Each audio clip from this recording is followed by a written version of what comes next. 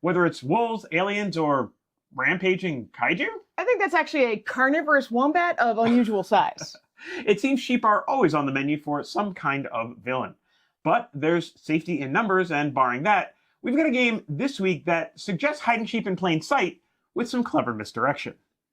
This is a snap review for Sheep in Disguise. Sheep in Disguise is a party set collection game for 2 to 6 players ages 10 and up, and it's published by Skybound Tabletop. Sam Pratt did the art in Sheep in Disguise, and it's great. Start with the box front and don't stop, because all of the card art is hilarious. I'm partial to the dad sheep, naturally. The iconography is great. There are icons in opposite corners, and it's pretty obvious to tell a sheep from anything else. You will need a reader to play this game, but most of the cards are pretty light on text. So let's talk about how to play Sheep in Disguise. Everyone gets 5 cards from the shuffle deck to start the game. The instructions say to remove the instants, shuffle, and distribute, and then re-add them, but really just deal 5 to each player and have people discard their instants and then shuffle those things back into the deck. Lay 3 cards out face up, and you're ready to go. On your turn, you may play action cards from your hand. You can play as many as you want, resolving them one at a time and putting them in the discard pile. One time, at any time during your turn, you can swap a card from your hand with a card in the field. Anytime you have 3 matching sheep in your hand, you play them out in front of you as a flock of sheep. Finally, end your turn by drawing a card. If you ever draw an instant card, which is an attack card, you have to put it out immediately, resolve it, and then draw another card to replace it. And honestly, that's pretty much the game.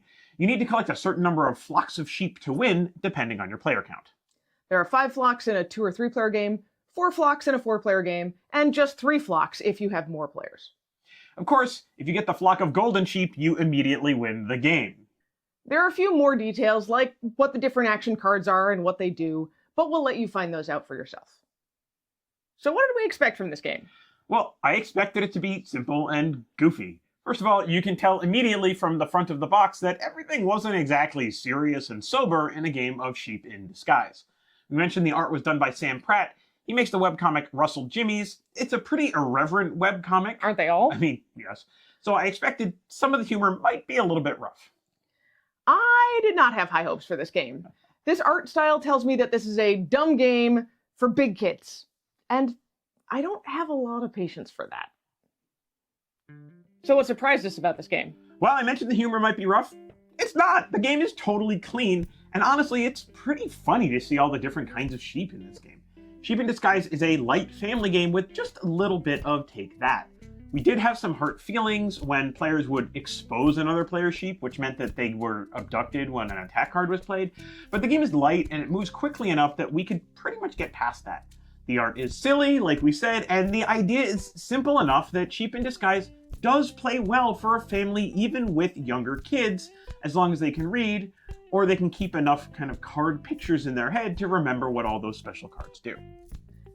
I was also pleasantly surprised. There's a good balance here of different ways to collect your sets and to prevent other players from getting what they want. It's still kind of a dumb game, but it's fast and it's interesting enough that I'm always willing to play. We're going to give Sheep in Disguise 3.5 sheep out of 5. And that's Sheep in Disguise in a snap.